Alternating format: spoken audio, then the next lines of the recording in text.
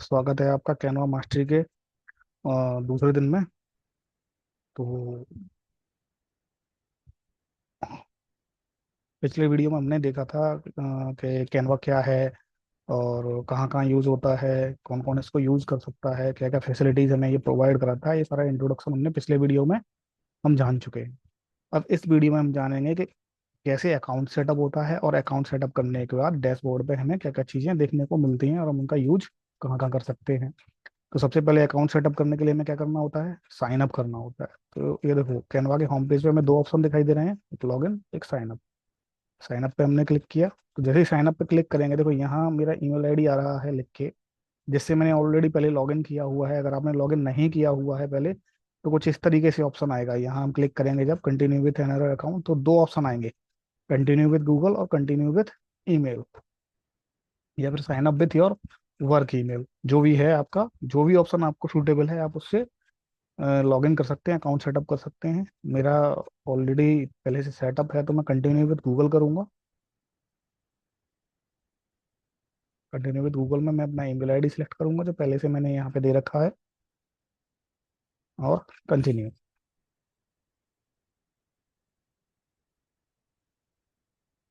तो ये अपना अकाउंट सेटअप हो गया। और ये आ गए हम कैनवा के डैशबोर्ड पर। ये कैनवा का डैशबोर्ड है, यहाँ हमें अलग अलग चीजें दिखाई दे रही हैं। देखो सबसे पहले तो इनको समझो, ये जो दिए हुए हैं ये हमारे जो कैनवा के अलग अलग कैटेगरीज दी हुई हैं वो हैं। तो इनमें सबसे पहले क्या है कि इनविटेशन, अगर इनविटेशन कार्ड हमें छपा छापना है, बनाना है, तो उसके लिए है ये। और पोस्टर डिजाइन करने के लिए, लोगो डिजाइन करने के लिए, एजुकेशन रिलेटेड मटेरियल बनाना है हमें, वो यहाँ मिलेगा। गूगल शीट्स या कोई टेबल वगैरह, टेबल और डेटा है उसको हमें डिजाइन करना है तो वो शीट्स में जाएगा। कोई डॉक्यूमेंट डिजाइन करना है तो हमें डॉक्यूमेंट में जाना है। वाइट बोर्ड के लिए, यानी कि हम पढ़ाते समय जब हमें वाइट बोर्ड की जरूरत पड़ती है तो हम वाइट बोर्ड का यूज़ करते हैं। वाइट बोर्ड के कंटेंट हमें अगर उन पर कुछ कंटेंट डिस्प्ले करने होते हैं तो वाइट बोर्ड का यूज़ करेंगे। ये प्रेजेंटेशन बनाने के लिए, सोशल मीडिया, ये फोटो एडिटिंग के लिए, वीडियो एडिटिंग के लिए, ये प्रिंटेबल्स। प्रिंटेबल्स का मतलब ये है कि जैसे हमें कोई बैनर छापना है, फ्लायर्स डिजाइन करना है, या विजिटिंग कार्ड बनाने हैं, या फिर टी शर्ट्स वगैरह का डिजाइन हमें तैयार करना है। टी शर्ट पे छापने के लिए, टी शर्ट पे प्रिंट करने के लिए कोई डिजाइन तैयार करना है तो हम यहाँ प्रिंटेबल मटेरियल में जाके डिजाइन करते हैं। और ये है हमारा वेबसाइट्स बनाने के लिए।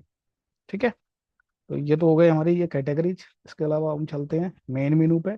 तो मेन मेनू में क्या है, तो जैसे ही मैं इस पर क्लिक करता हूँ तो यहाँ मुझे देखो एक तो रिसेंट डिजाइन दिखते हैं, दो चीजें मिलती हैं यहाँ पे। एक तो रिसेंट डिजाइन यानी कि जो मैंने अभी बनाए हुए हैं वो वो सभी मिलेंगे यहाँ पर। और एक मिलता है ट्रेस। ये ट्रेस ऑप्शन वो है कि अगर कोई डिजाइन हमें पसंद नहीं आया और हमने उसको डिलीट कर दिया तो वो ट्रेस में चला जाएगा। ये बिल्कुल सेम एज हमारे डेस्कटॉप के रिसाइकल बिन की तरह काम करता है। जिस तरीके से हम अपने कंप्यूटर में से कुछ भी डिलीट करते हैं तो सबसे पहले रिसाइकल बिन में जाता है। ऐसे ही यहाँ पर हम कुछ भी डिलीट करते हैं, कोई भी डिजाइन डिलीट करते हैं, डिजाइन डिलीट किया, कोई इमेज डिलीट की या कोई वीडियो डिलीट किया हमने, तो वो हमें ट्रेस में जाके मिलेगा। अब यहाँ से हम उसको वापस रीस्टोर कर सकते हैं। क्योंकि मैंने कुछ भी डिलीट नहीं किया है तो यहाँ कुछ भी नहीं है। अगर हम डिलीट करते हैं तो वो यहीं आएगा और यहाँ से हम वापस उसको रीस्टोर कर सकते हैं। और वो भी कितने दिन तक, 30 डेज। ठीक है, अगर 30 डेज से ज़्यादा हो गए तो ये ऑटोमेटिकली इसको क्लीन कर देगा। ठीक है, तो ये है ट्रेस और ये हमारे रिसेंट डिजाइन जो हमने बनाए हुए हैं। अगर इनमें से किसी में कोई एडिट करना है तो हम उस पर क्लिक करके और एडिटिंग कर सकते हैं।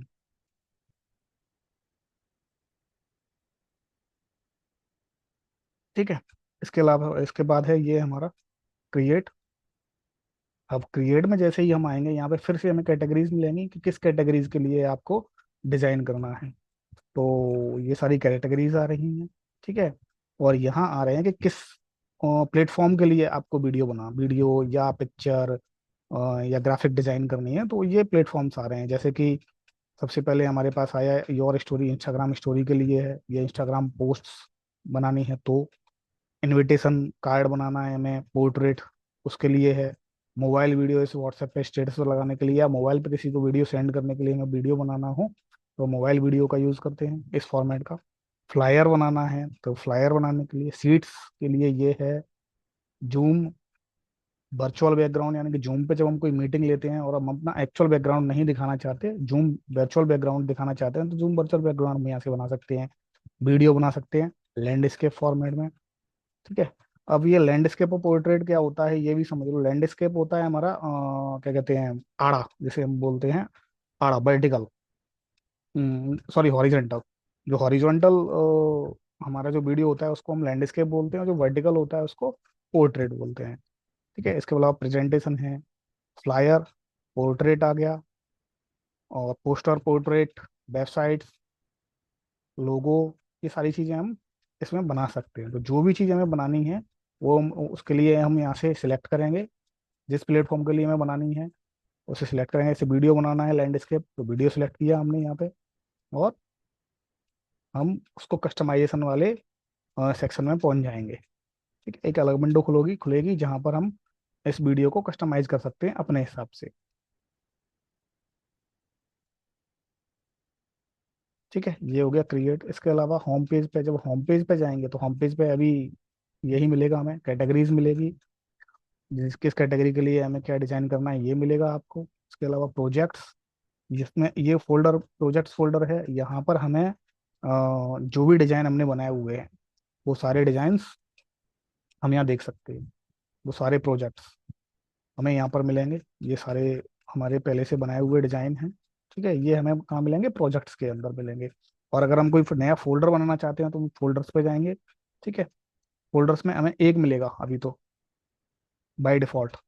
बाय डिफॉल्ट ये फोल्डर रहता है अपलोड्स। ये अपलोड्स वो होता है जिसमें हम अपने इमेज वीडियोस अपलोड करते हैं एडिट करने के लिए।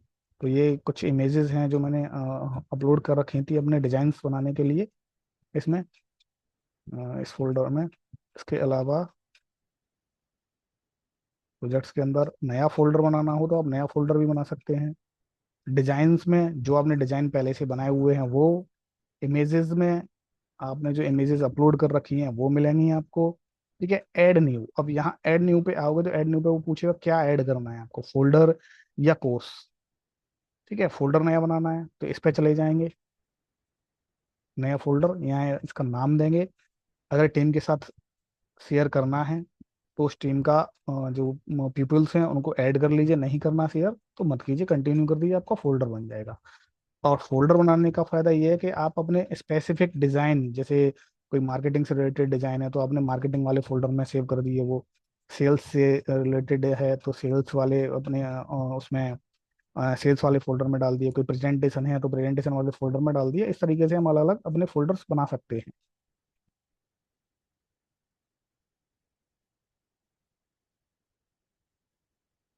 ठीक है। इसके अलावा फिर है अगला ऑप्शन अपना टेम्पलेट्स। ठीक है।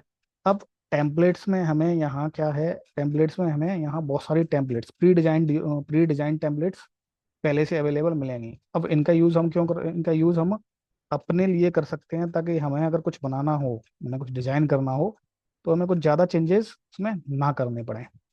जैसे मान लो मुझे इनविटेशन कार्ड ही बनाना है तो मैंने इनविटेशन कार्ड सिलेक्ट किया। ठीक है। और देखो यहाँ पे इनविटेशन कार्ड्स के कई सारे डिजाइन आ रहे हैं। अब इनमें से मैं कोई भी डिजाइन सेलेक्ट कर सकता हूँ जो मुझे चेंज करना हो, जो मुझे अच्छा लग रहा है, उसको मैं चूज करके और उसमें एडिटिंग कर सकता हूँ। इसमें देखो कुछ फ्री वाले हैं, कुछ पेड वाले हैं।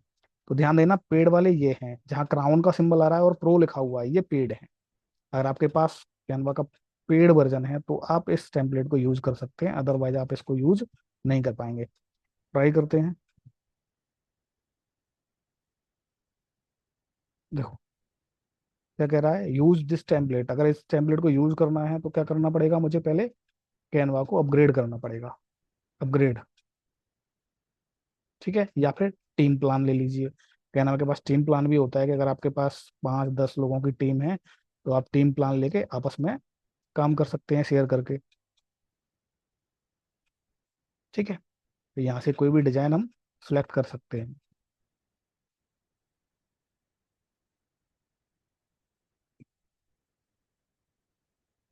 इसके अलावा है ब्रांड किट।